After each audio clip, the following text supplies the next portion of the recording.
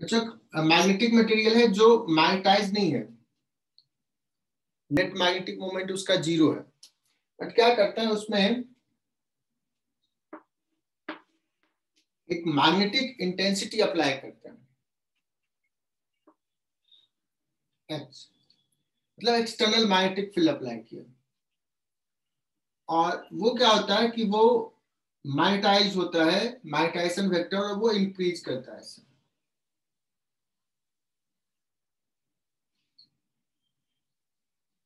तो जैसे जैसे हम बढ़ा रहे हैं उसका मैग्नेटाइजेशन वेक्टर को, आई को वाई एक्सिस पर रखा है ना, एच बहुत बढ़ा है, आई बढ़ रहा है। अब अगर सोचो कि मैं इसको क्या करता हूँ, डीमैग्नेटाइज करता हूँ, मतलब एच को कम करते जाते हैं, कम करते जाते हैं, तो क्या ये इसी पाथ पे आएगा? सो एक्चुअली ऐसा नहीं होता बच्चों, इस पाथ पे वापस नहीं आता है। If you demagnetise then it comes back in on this path. That means जब एक्सटर्नल मैग्नेटिक इंटेंसिटी को 0 कर दिया बच्चों, तो भी मटेरियल में एक नेट मैग्नेटाइजेशन रह गया, मतलब एक्सटर्नल फील्ड हटा दिया फिर भी यहां पर रह गया। और अगर इसका नेट मैग्नेटिक फील्ड मैग्नेटाइजेशन को 0 करना है तो you have to apply in this direction, negative direction में करना पड़ेगा बच्चों, ऐसे नेगेटिव डायरेक्शन में और करोगे तो ये और आगे बढ़ेगा। अब अगर इसको 0 करना है बच्चों, फिर से 0 करना है, तो मैग्नेटिक फील्ड इंटेंसिटी को कम करते जाओ, कम करते जाओ, तो it will come on this path.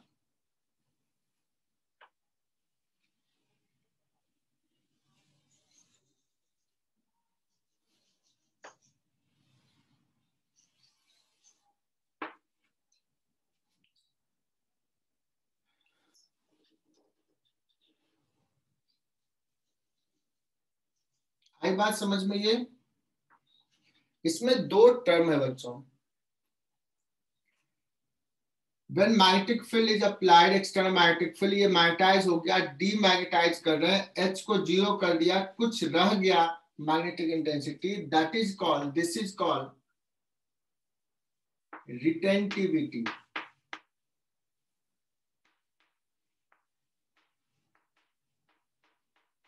बहुत इंपॉर्टेंट, और ये नाम से पता है बच्चों, रिटेन किया मतलब ये 0 नहीं हुआ, दिस इज कॉल्ड रिटेंटिविटी। अब बच्चों अगर एक मैग्नेट मटेरियल को इस टाइप से मैग्नेटाइज किया और डीमैग्नेटाइज करके 0 कर दिया, तो यहाँ पे इंटेंसिटी 0 नहीं हुआ, तो वो कैसा बिहेव करने लगेगा? वो एक परमानेंट मैग्नेट जैसा बिहेव करने लगेगा। अगर इसके मैग्नेटिक इंटेंसिटी को 0 करना है मैग्नेटाइजेशन को, तो मैग्नेटिक इंटेंसिटी नेगेटिव डायरेक्शन में लगाना पड़ेगा। कितना मैग्नेटिक इंटेंसिटी नेगेटिव डायरेक्शन में लगाएं कि उसका मैग्नेटाइजेशन 0 हो। So this is called कोएर्सिविटी।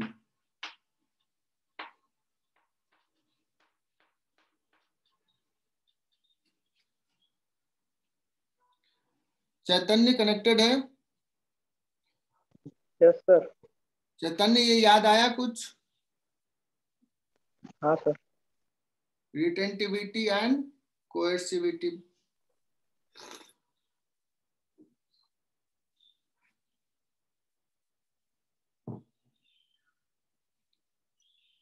और बच्चों जब हम ऐसे ले गए, पहली बार ले गए तो ऐसे गया, उसके बाद कम किए तो ऐसे आया, फिर बढ़ाएंगे तो कुछ ऐसे जाएगा। एक सेकंड, ये अच्छा से बन नहीं रहा।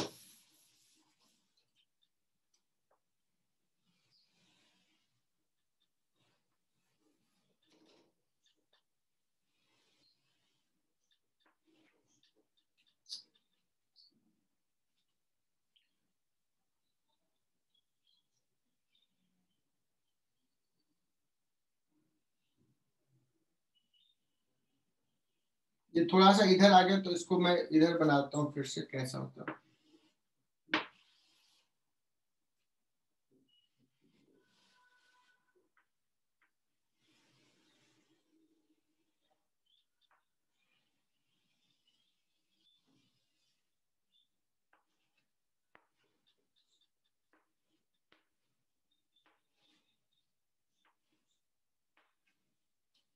इस टाइप का कुछ शेप आता है बच्चों, ऐसा।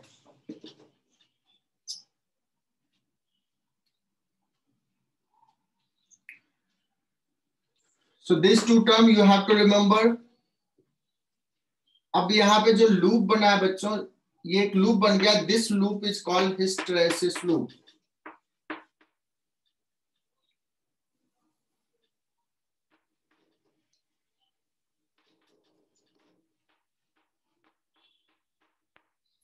अच्छा, ऐसा चीज मैंने कभी इलास्टिसिटी पढ़ा तो रबर पढ़ा है, रबर का ऐसा ही कुछ आता है।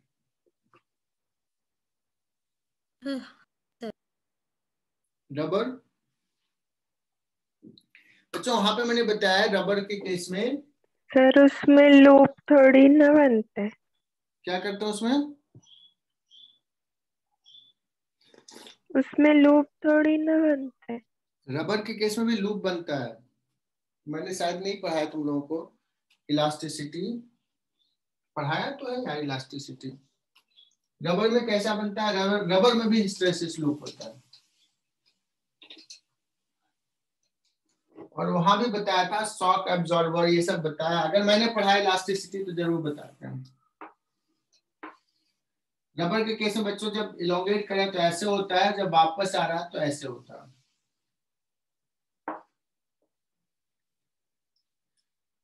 ये लूप बना था।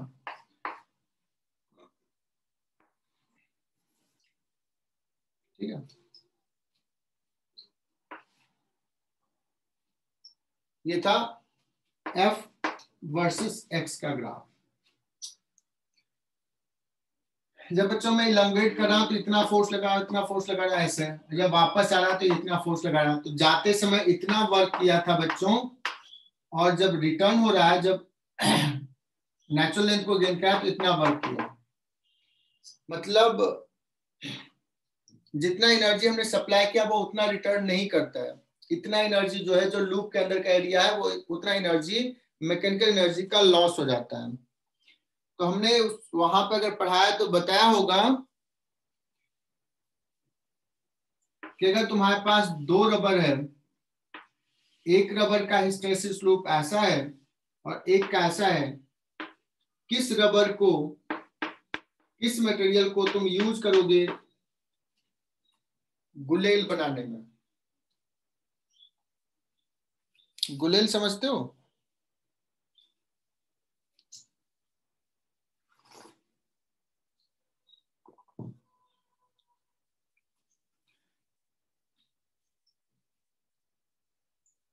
टू को करोगे बच्चों, हमें उसमें क्या चाहिए, जितना हम स्ट्रेच करते हैं ऐसे स्ट्रेच किया, कुछ एनर्जी दिया, और जब छोड़े तो वो मैक्सिमम एनर्जी दे दे। तो मैक्सिमम एनर्जी जो देगा वो इसमें देगा, इसमें लॉस सिर्फ इतना होगा बच्चों, और इसमें लॉस इतना होगा। तो टू मटेरियल को यूज करेंगे गुलेल बनाने में, और वन मटेरियल को कहाँ यूज करेंगे बच्चों? जहां पे वो एनर्जी को कंज्यूम करे, जहां पे हमें रिक्वायरमेंट हो एनर्जी कंज्यूम हो। और वो रिक्वायरमेंट कहाँ होता है?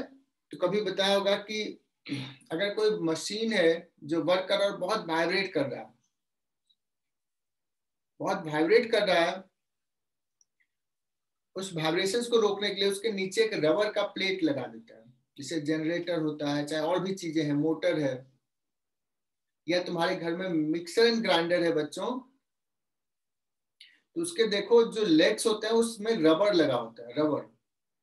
किसी ने ऑब्जर्व किया होगा।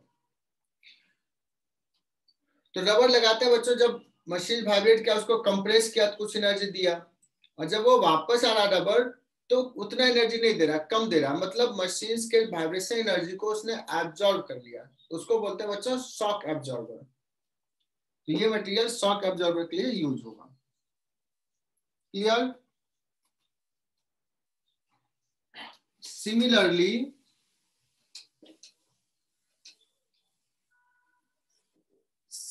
बच्चों यहां पे लिख लेना, यहां भी ऐसा होता है, मैग्नेटाइज डिमैग्नेटाइज कर रहे हैं तो यहां भी एनर्जी का लॉस हो रहा है। So area under the loop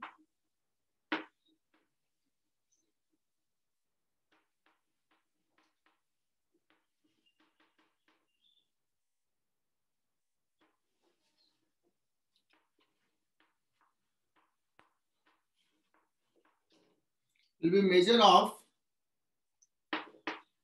loss of energy in magnetization and demagnetization.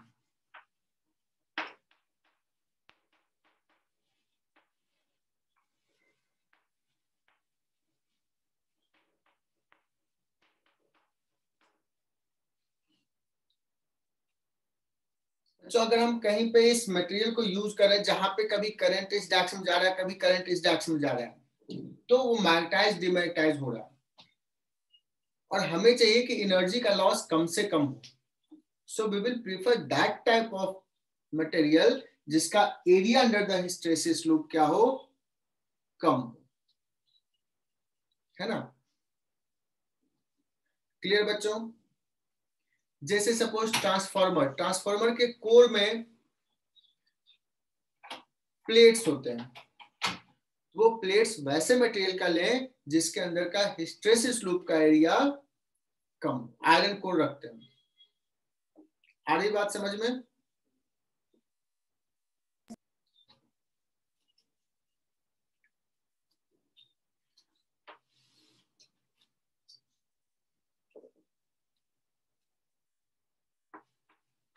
तो लिख लो,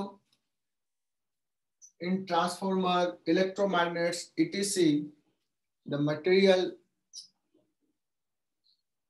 we use should have area under the hysteresis loop small.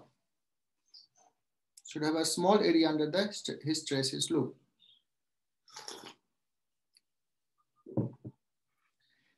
अब बच्चों बताना,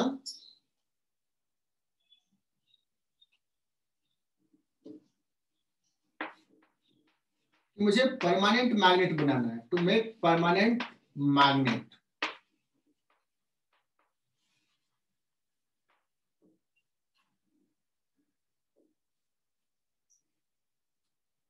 इसे देखते हो कि मैग्नेट्स जो बनते हैं वो जनरली, जैसे आयरन का मटेरियल है, ये है, उसी को मैग्नेट्स बनाते हैं. कुछ नेचुरल मैग्नेट्स है, उसका पावर मतलब उसकी इंटेंसिटी बहुत कम होती है, क्योंकि बहुत ज्यादा मटेरियल अलाइन नहीं होता उसमें, जो नेचुरल मैग्नेट्स है. तो मैनमेड मैग्नेट्स जो बनाते हैं उसमें क्या मेथड होता है वो मैं एक्सप्लेन करता हूं. बच्चों हम ऐसे मटेरियल्स को यूज करेंगे जिसके अंदर का रिटेंटिविटी जो है क्या होना चाहिए, लो या हाई. एक मैग्नेटिक मटेरियल है, अभी ये मैग्नेट मैग्नेटिक मोमेंट 0 है, बट अगर हमने इंटेंसिटी इधर लगाया तो ये इधर साउथ पोल इधर नॉर्थ पोल बन जाएगा ये. और जब ये हटा दिया तो भी इसमें कुछ रह गया, तो ये परमानेंट मैग्नेट जैसा बिहेव करने लगेगा. सो व्हाट वी वांट, मैं वैसा मटेरियल यूज करूंगा जिसका रिटेंटिविटी क्या होना चाहिए बच्चों, हाई होना. हाई होना चाहिए. बहुत बढ़िया. अगर पूछा जाए बच्चों कि उसका कोएर्सिविटी क्या होना चाहिए, परमानेंट मैग्नेट जो बना रहे हैं उसका कोएर्सिविटी क्या होना चाहिए,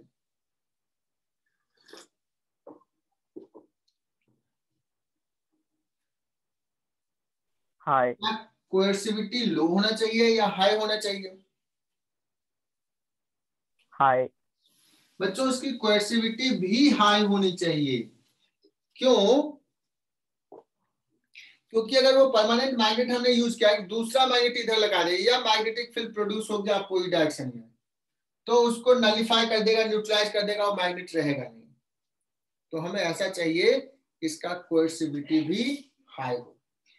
जस्ट इसका ये एग्जांपल लेते हैं बच्चों. पिछले बैच में भी जब पढ़ाए होंगे, चैतन्य को याद होगा कि अगर कहा जाए कि एक बच्चा है, मैं जो पढ़ा रहा हूं, मैं आज लेक्चर खत्म कर दिया तो मैंने पढ़ाया इतना, और बच्चे को क्या चाहिए, ज्यादा से ज्यादा याद रखें, रिटेन करे चीजों को, रिटेंटिविटी हाई हो. और क्या चाहिए, ज्यादा देर तक याद एक रहे. चीज में भूल जाए या मतलब 2-4-10 दिन रहे याद. गार्गी क्या होना चाहिए बच्चों, वो ज्यादा दिन तक याद रहना चाहिए। है ना। अब मान लो कोई बच्चा है जो 100% गेन कर लिया, तुरंत याद रहा, बट 2 घंटे बाद ही सब भूल गया, तो वो डिजायरेबल होगा क्या? नहीं होगा। इनफैक्ट अगर कोई पूछा जाए कि हमारे पास 2 केसेस हैं, या 2 बच्चे, तुम खुद सोचो कि ठीक है सर ने जितना पढ़ाया हम 50% ही गेन करें, लेकिन जो गेन करें वो लंबा याद रहे, वो ज्यादा अच्छा है। तो स्लो गेन करें बट भूले कम। तो अगर बच्चों हाई कोएर्सिविटी और हाई रिटेंटिविटी, मतलब रिटेंटिविटी और कोएर्सिविटी में अगर कंपैरिजन करना है, तो हम ज्यादा वेटेज किसका देंगे? कोएर्सिविटी को। The material should have high retentivity and high coercivity. In fact, high coercivity is more important. Clear?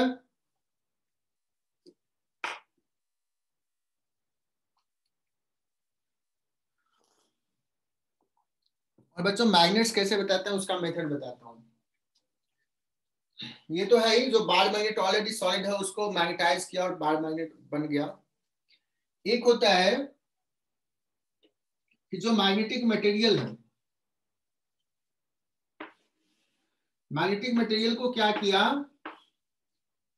Molten state में कर दिया, मोल्टेन स्टेट में।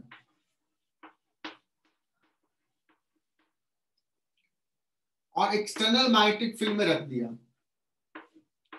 बच्चों जब मैग्नेटिक मटेरियल, फेरोमैग्नेटिक मटेरियल जो है फेरोमैग्नेटिक, वो मोल्टेन स्टेट में है, तो एटम को तो बहुत ही मोल्टेन, मतलब बहुत हाई टेम्परेचर हो गया, मतलब मोल्टेन स्टेट में है, तो एटम्स मूव कर सकता है फ्रीली। तो क्या होगा कि वो इधर अलाइन हो जाएगा।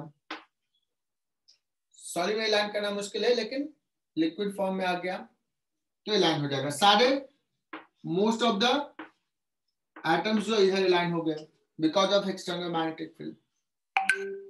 एंड देन अब इधर अलाइन है, अब क्या किया? उसको सॉलिडिफाई कर दिया, पानी गिरा दिया उसमें। अब बताओ वो क्या हो गया? फ्रीज हो गया। जो एटम अलाइन है इस डायरेक्शन में वही रहेगा, तो ये क्या बन जाएगा? अब ये हटा भी दिए तो ये परमानेंट मैग्नेट बन गया। और जो नेचुरल मैग्नेट बना था भी बच्चों, that is the process. Natural magnet जो बना था, अर्थ के मैग्नेटिक फील्ड में मोल्टेन स्टेट में था और सडनली सॉलिडिफाई हो गया, तो उसी डायरेक्शन में रह गया, मैक्सिमम रह गया, तो क्या हो गया? वो परमानेंट मैग्नेट बन गया। नेचुरल मैग्नेट, नेचुरल मैग्नेट की बात कर रहा हूं।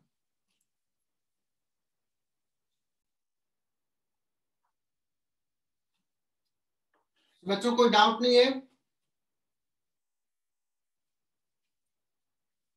अच्छा, मैं तो देख रहा था कि कोई ये है क्या, असाइनमेंट में भेजूं?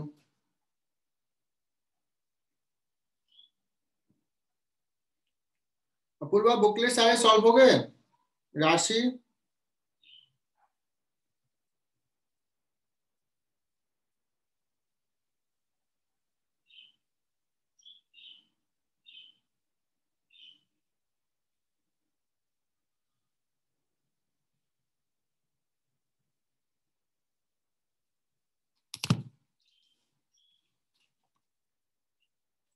तो बच्चों नया टॉपिक स्टार्ट करते हैं। तुम लोग कुछ बोलोगे नहीं?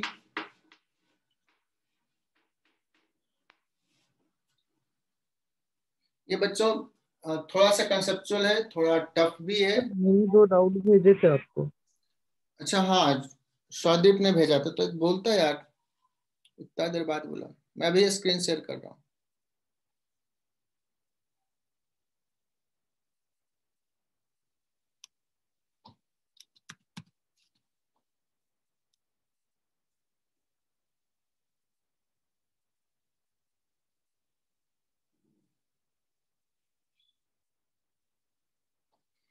हाँ चलो, किस इसमें क्या कर रहा है?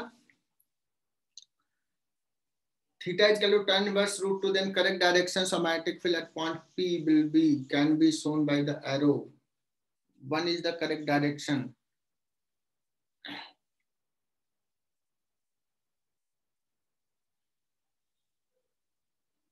तो ये नहीं पढ़ाया था क्या, tan इनवर्स √2? लाके थोड़ा उल्टा करके पूछा है। ओरिजिनल क्वेश्चंस क्या होता है वो बताता हूँ।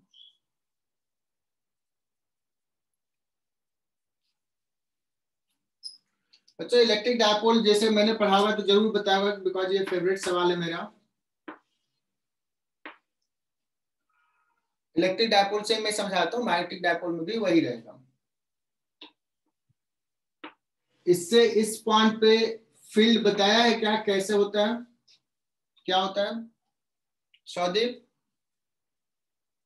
ये Yes, sir. मोमेंट है तो डायपोल मोमेंट P है, ये एंगल थीटा है, तो यहाँ पे फील्ड का दो कंपोनेंट, एक इधर, ये कितना होता है 2kp cos theta upon r3। Am I right? Yes, sir. क्योंकि इस डायपोल मोमेंट P को हम ऐसे ब्रेक कर लेते हैं, इधर P cos थीटा और इसका एक दूसरा कंपोनेंट इधर P sin थीटा। इस P cos थीटा का ये एक्सियल पॉइंट है और इस डायपोल का ये इक्वेटोरियल पॉइंट है, तो डायपोल मोमेंट के इधर अपोजिट कितना हो जाता है, देखो डायपोल पूरा रिवाइज कर रहा हूं, kp sin theta upon r3।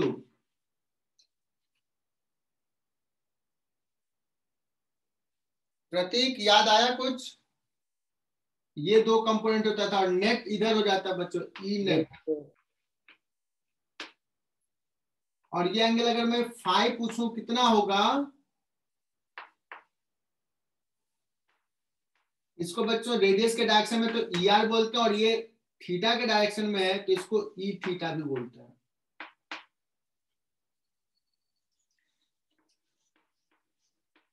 tan phi बताओ कितना होता है बच्चों, शादी बताएगा। Sin theta upon 2 cos theta. हाँ, sine theta this E theta upon E R, बहुत बढ़िया बताया चैतन्य ने।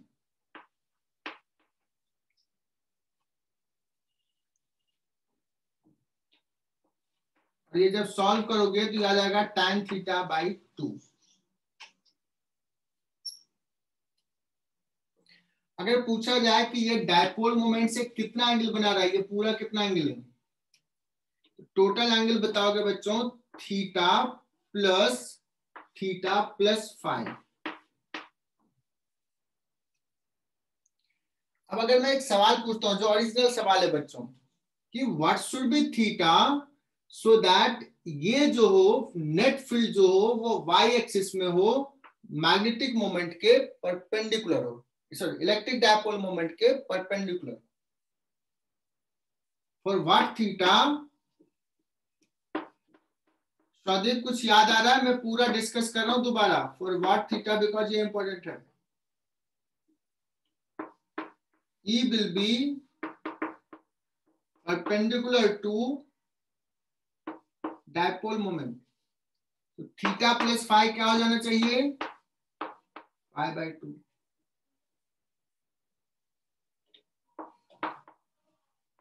tan दोनों तरफ ले लेते हैं, tan और ये इसको इधर लेके चले जाते हैं, tan theta is equal to tan π/2 minus five,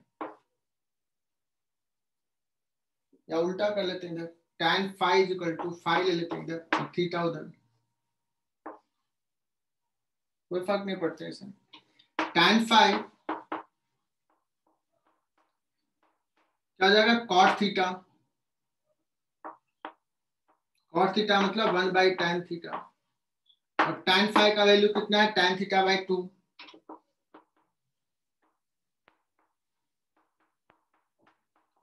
ये सॉल्यूशंस मुझे लगता है कि याद आ गया होगा, tan square tan theta is equal to √2, that means theta is equal to tan inverse √2। बच्चों ये रिजल्ट ध्यान में रखना। आई होप कि शौदीप को ये चमक गया होगा कि कि क्या आंसर होने वाला है। Yes sir. कौन सा आंसर हो जाएगा बच्चों? वन डायरेक्शन जो है ये है, मतलब ऑप्शंस थर्ड।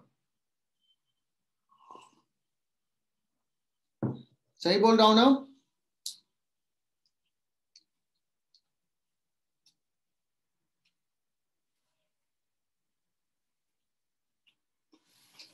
तो ये रिवर्स करके पूछ दिया है। अब चल सवाल ये था। गार्गी क्लियर? हाँ सर। तुझे तो पहले से आता था।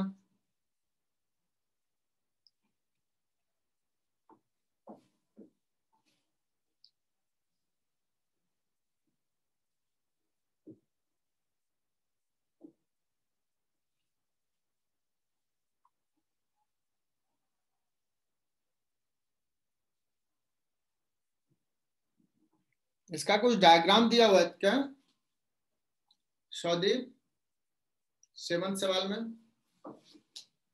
नहीं सर।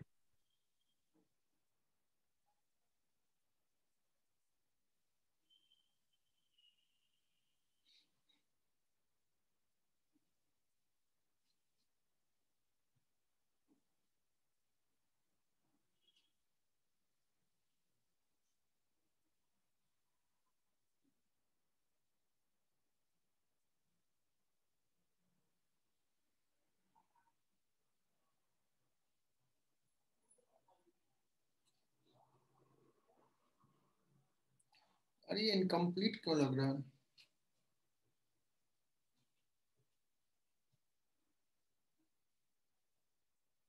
एक लॉन्ग वायर है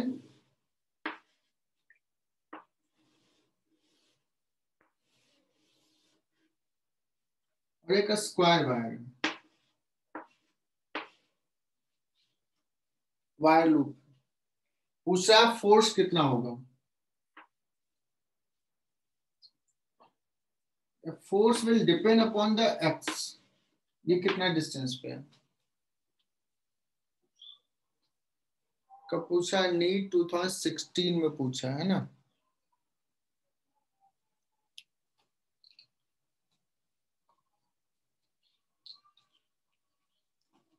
मैं देखता हूं कि ये सवाल में क्या किया है। ये बुकलेट से सवाल है क्या? JR बैच तुम्हें भी पार्टिसिपेट करना है। Uniform electric field and uniform magnetic field are acting along same direction in a certain region. If electron is projected in the region such that its velocity is pointed along the direction of field, then the electron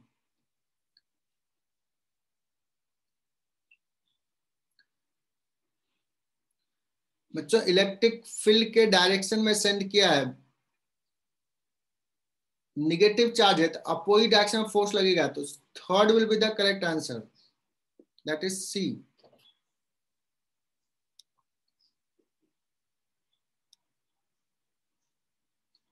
बहुत बढ़िया। Next 41। Charge Q is spread on the thin ring of radius r. Ring rotates about its axis with uniform frequency f. The magnitude of magnetic induction at the center of the ring.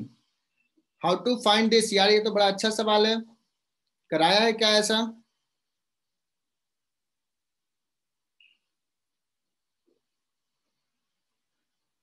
बच्चों charge Q है और frequency f है, तो current कह सकते हो I जो हो जाएगा क्या होगा? Q इंटू एफ, बताया था। इनफैक्ट मैंने ऐसे बताया था कि रोटेट कर रहा हूं ओमेगा से, Q इंटू एफ होता था ओमेगा बाई 2 पाई, इस फॉर्मेट से भी बताया था। करंट का in loop of this much current, magnetic field mu naught I upon 2a। Which option will be correct? True. Second. Second, good. देखो आ गया, नीट में पूछ दिया ये। 42 सवाल बच्चों।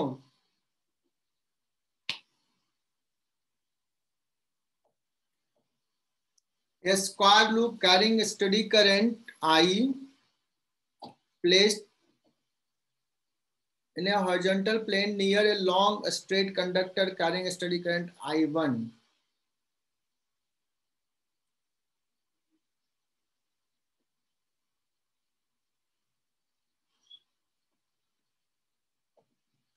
बच्चों यहां देखना, अगर पैरेलल होता है तो कैसा फोर्स लगता है, अट्रैक्टिव या रिपल्सिव? मतलब दोनों सेम डायरेक्शन में।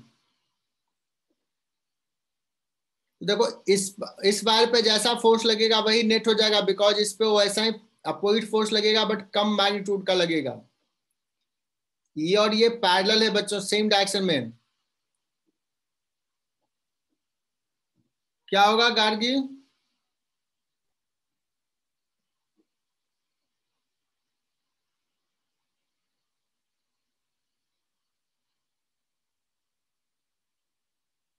योगेश ने बताया बच्चों नेट अट्रैक्टिव फोर्स लगेगा, बिकॉज इस पे चेक करोगे तो ऊपर लगेगा, मैंने पहले बता दिया। एंड 43 ऑल दो सम्स इसका नहीं है बट चेक कर सकते हैं, करंट इलेक्ट्रिसिटी का ही है।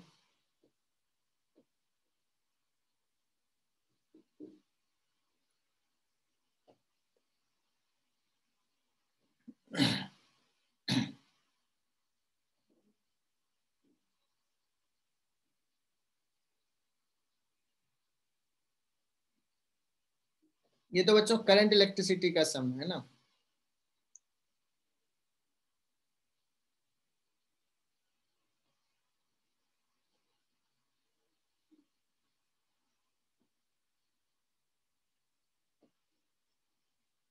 ये बड़ा अच्छा सवाल है।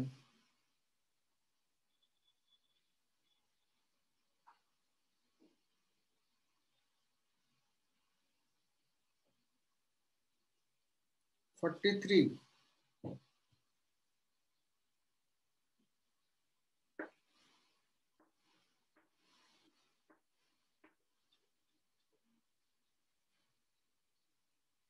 किसी को समझ में आया तो बताना, अच्छा सवाल पूछा है।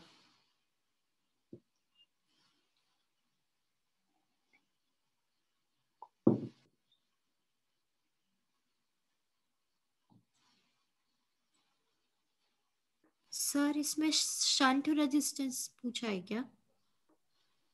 शंट रेजिस्टेंस तो दे ही दिया है।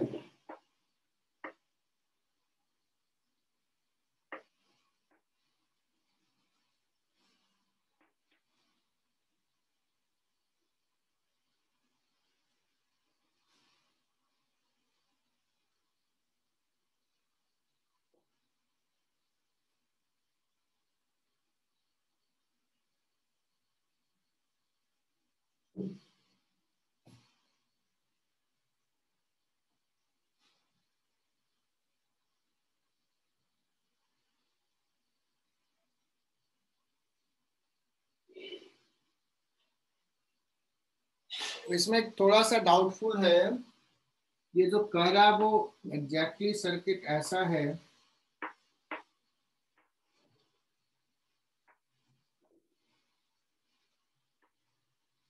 देखो ये इनिशियल सर्किट है, इनिशियल। अब क्या क्या है कि इसको शंट कर दिया, शंट कर देगा तो बच्चों इसका रेजिस्टेंस हो जाएगा चेंज। बट कहा कि मेन में जो करंट था वो अनचेंज ही रखा, मतलब इसका रेजिस्टेंस जी है तो बाद में भी जी ही होना चाहिए। तो गैल्वेनोमीटर के साथ कितना रेजिस्टेंस सीरीज में जोड़ना है, मेरे हिसाब से ये होना चाहिए गैल्वेनोमीटर के साथ का, तो गैल्वेनोमीटर के साथ रेजिस्टेंस 8 जोड़ दिया और एस शंट कर दिया, इसका whole resistance should be equal to इसका रेजिस्टेंस एस। तो बच्चों स्क्रीन से हटा करके तुम इधर देख सकते हो बोर्ड पे क्या लिखूंगा इस केस में। अगर फर्स्ट केस है तो G plus R into S divided by G plus R plus S R1 R2 divided by R1 plus R2, this should be equal to G. So G plus R into S, that is equal to G plus R plus SG. बच्चों S निकालना है, तो GS और GS जाएगा यहाँ पे, S equal to आ जाएगा G into G plus R divided by R. Is there any option? नहीं आया, ऐसा कोई ऑप्शन नहीं है. मुझे लग रहा है कि इस वाला फॉर्मेट से यूज किया होगा. सर आर निकालना है. सॉरी आर निकालना है. सॉरी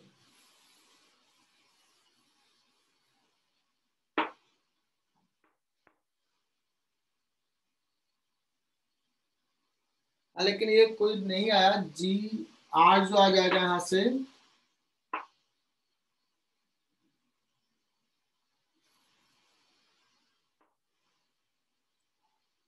ये गया R into S, that is equal to G square plus G into R, है ना. सो R आ जाएगा G square divide by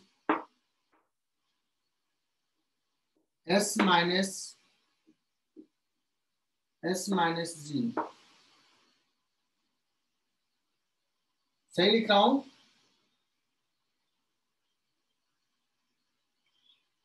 S minus आ रहा है मेरा.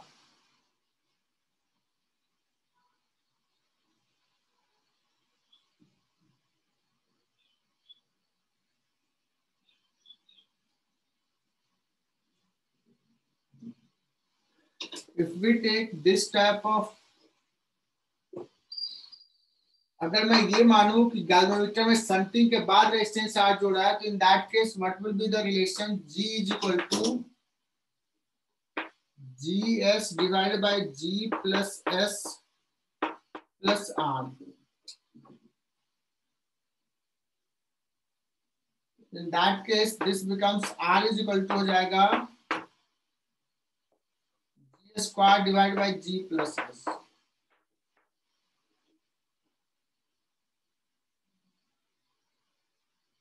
G square divided by G plus S.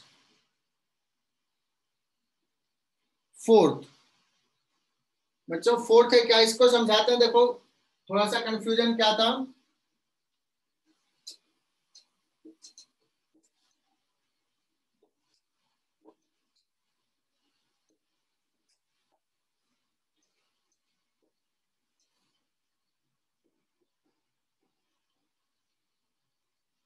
बच्चों पहला सर्किट है वो G है, सिर्फ G है सर्किट में. कल बाद में G को क्या किया, गैल्वेनोमीटर को हमने क्या कर दिया, शंट कर दिया है. अगर शंट कर दिया तो उसका रेजिस्टेंस हो जाएगा कम, तो सर्किट में रेजिस्टेंस हो जाएगा कम, हो जाएगा तो चेंज हो जाएगा करंट. कला चेंज नहीं करना है तो सर्किट में कितना रेजिस्टेंस गैल्वेनोमीटर के साथ सीरीज में कनेक्ट करें, so that current will remain unchange. तो बच्चों मैंने ये डायग्राम ड्रॉ किया. अब ये जो सीरीज में जोड़ा गैल्वेनोमीटर प्लस शंट मिला के अब हो गया गैल्वेनोमीटर इसके साथ. इससे पहले मैंने क्या समझा था कि ऐसे भी कर सकता है कि ओरिजिनल जो गैल्वेनोमीटर है उसमें ही रेजिस्टेंस R जोड़ दे और इसके एक और शंट हो, तो इस केस में अलग आंसर आ जाएगा. ये थोड़ा कंफ्यूजन की क्लैरिटी नहीं है. गैल्वेनोमीटर के साथ रेजिस्टेंस जोड़ना है सीरीज में, तो गैल्वेनोमीटर ओरिजिनल या विद शंटिंग गैल्वेनोमीटर. तो जो ऑप्शन से आंसर आ रहा है विद शंटिंग वाला आ रहा है, दैट मींस ये वाला आ रहा है. बच्चों क्लियर?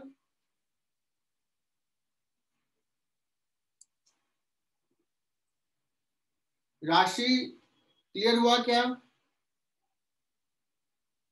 Yes sir. देखो तो फोर्थ ऑप्शन सही है क्या?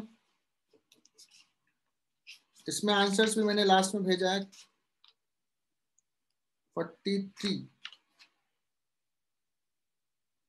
Yes, fourth is correct.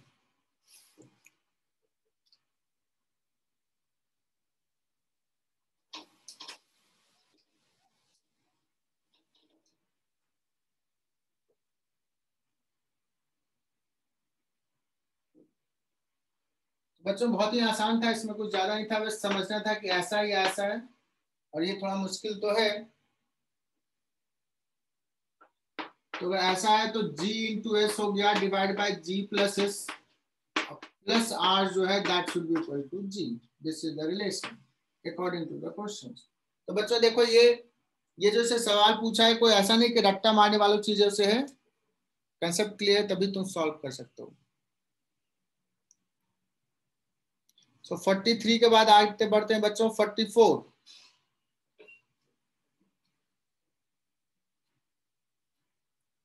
ये तो करंट इलेक्ट्रिसिटी का सवाल हो गया। Millivolt meter of 25 millivolt range is to be converted into an ammeter।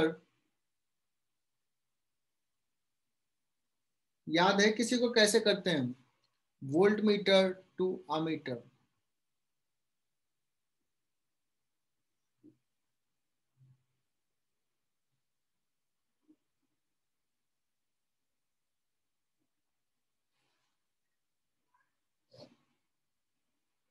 Forty four Srishti कैसे करें?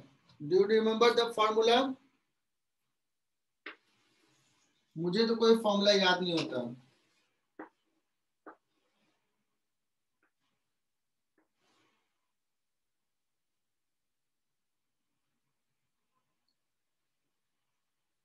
अच्छा, वोल्ट मीटर से आमीटर बनाना है।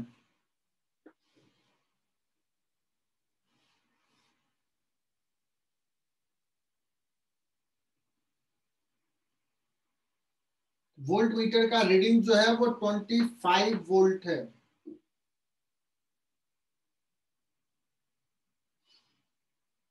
25 मिली वोल्ट।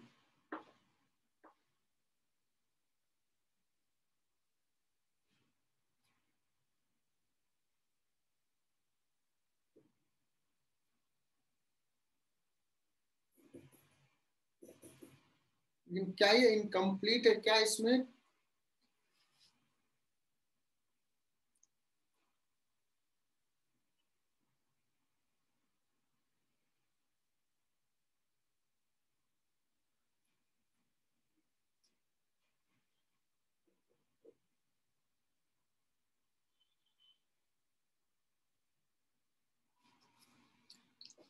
इसमें ये देना चाहिए कि वोल्ट मीटर का रेजिस्टेंस कितना है ना, अदरवाइज कैसे सॉल्व होगा?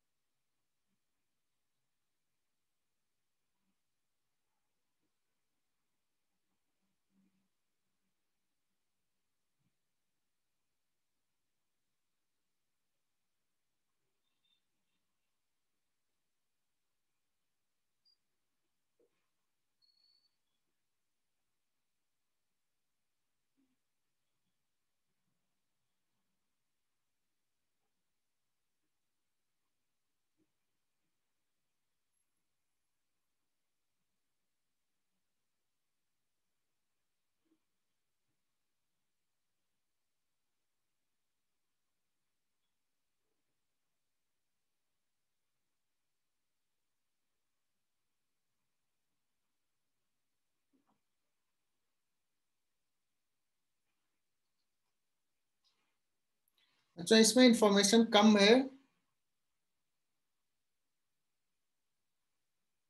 Resistance of the volt meter देना पड़ेगा, या तो यहाँ टाइपिंग मिस्टेक है या तो जेई वालों ने सर बोलो।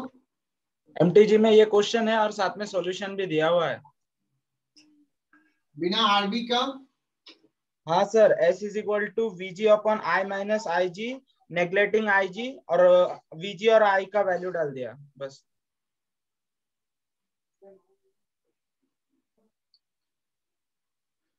ठीक है, मतलब मैं बताता हूँ उसमें क्या किया होगा।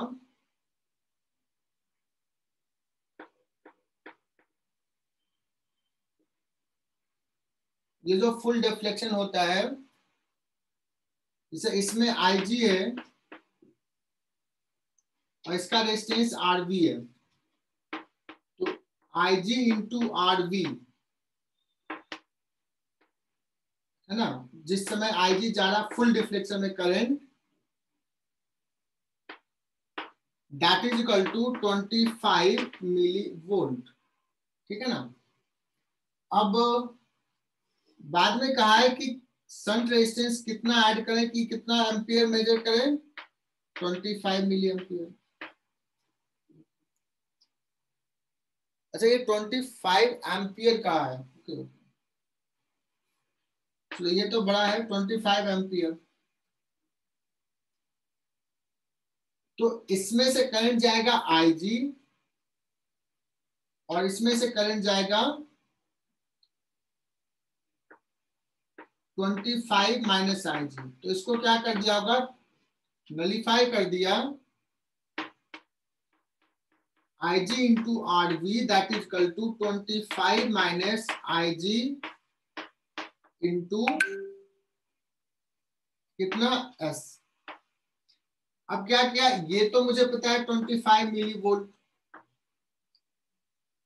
है ना, and this is equal to 25 और इस IG को क्या कर दिया है, 25 एम्पियर है, IG बहुत छोटा होगा, इसको नेग्लेक्ट कर दिया है, जीरो ले लिया है, इतना इंटू S, तो S जो आ जाएगा कितना आ जाएगा बच्चों, 1 मिली ओम। ठीक है,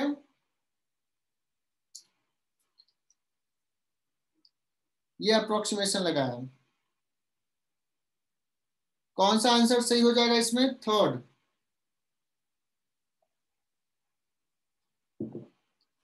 देखो थर्ड,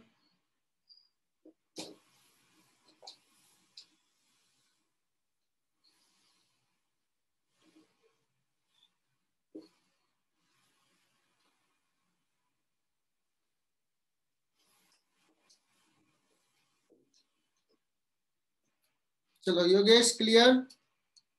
यस सर। चलो नेक्स्ट देखो, ये सब तो करंट इलेक्ट्रिसिटी का है। 45 ये आ जाएगा तुम्हें मैग्नेटिज्म का। Two similar coil of radius R lying concentrically with their planes at right angles। ये तो सॉल्व होना चाहिए।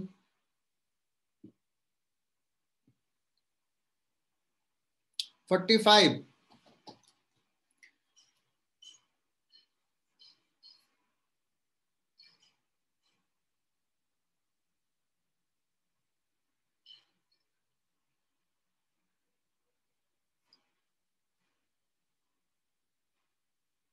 पूजा राउत सॉल्व होगा क्या 45?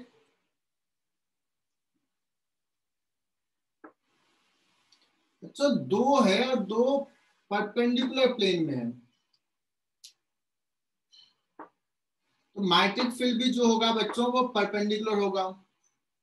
सपोज दिस इज लूप 1, तो उसके कारण B1 इधर हो जाएगा, और लूप 2 वर्टिकल प्लेन में है, उसके कारण B2 जो हो जाएगा हॉरिजॉन्टल हो जाएगा, और नेट B जो हो जाएगा वो हो जाएगा B1 square plus B2 square का रूट μ0 I अपॉन 2R, और एक का I है एक का 2I है, रूट 5 हो जाएगा, 2 स्क्वायर प्लस 1 स्क्वायर का root. So I think first will be the correct answer.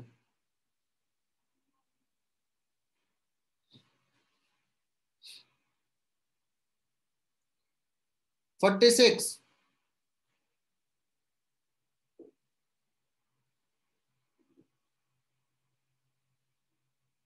बड़ा अच्छा सवाल है। 46 देखो,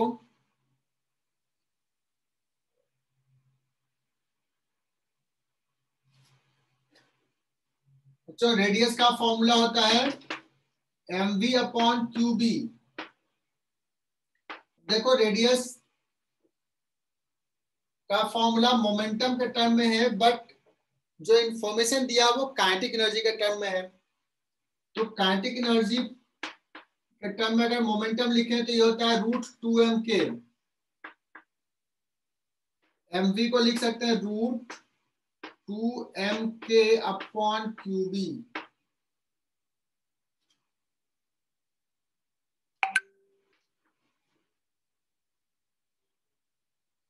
पूछा बच्चों प्रोटॉन का एनर्जी दिया है और अल्फा पार्टिकल का एनर्जी पूछा है, so that the radius will be same.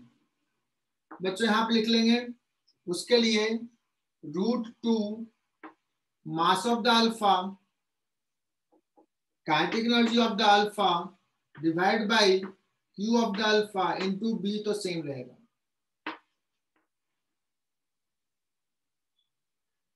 यहाँ मास ऑफ द प्रोटॉन, यहाँ kinetic energy of the proton, यहाँ पे क्यू ऑफ द प्रोटॉन।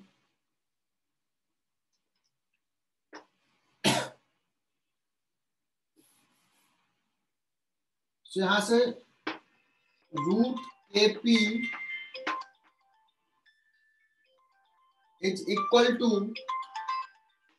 यहाँ पे आ जाएगा √m अल्फा हो जाएगा बच्चों, कितना टाइम होता है 4 times of mass of the proton into k alpha divide by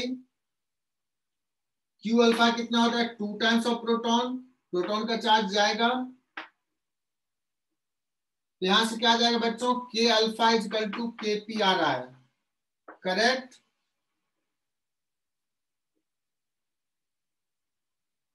इसका भी आंसर 4 ही होगा, चेक करो।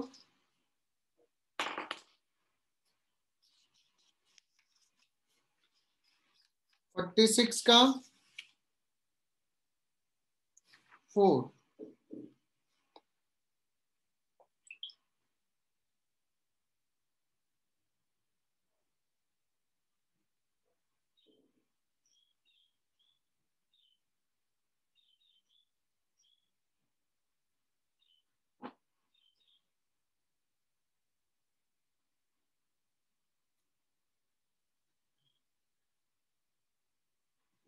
चलो बच्चों आज का सेशन यहीं तक।